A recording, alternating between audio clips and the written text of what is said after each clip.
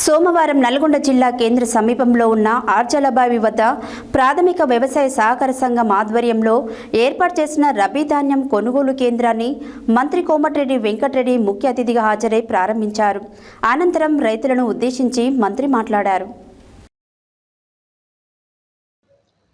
సోమవారం నల్గొండ జిల్లా కేంద్ర సమీపంలో ఉన్న ఆర్చలబావి వద్ద ప్రాథమిక వ్యవసాయ సహకార సంఘం ఆధ్వర్యంలో ఏర్పాటు చేసిన రబీ ధాన్యం కొనుగోలు కేంద్రాన్ని మంత్రి కోమటిరెడ్డి వెంకటరెడ్డి ముఖ్య అతిథిగా హాజరై ప్రారంభించారు.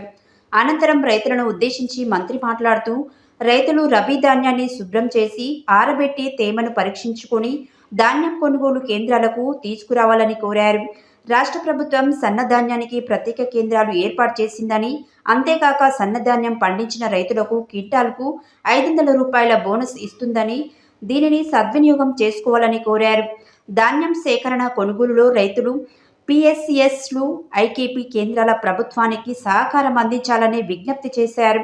ఈ రబీలో జిల్లాలలో 375 కొనుగోలు కేంద్రాలు ఏర్పాటు చేస్తున్నామన్నారు. అవసరమైతే ధాన్యం రాకను బట్టి కొనుగోలు కేంద్రాలను పెంచుతామన్నారు.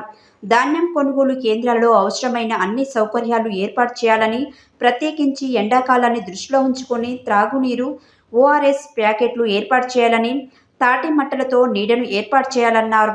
మిల్లర్లు న్యాయంగా వ్యాపారం చేయాలని, తప్పులు చేయవద్దని, తేమ పేరుతో అనవసరంగా రైతులను ఇబ్బందులు చేయవద్దని, లేదంటే తీసుకుంటామని హెచ్చరించారు.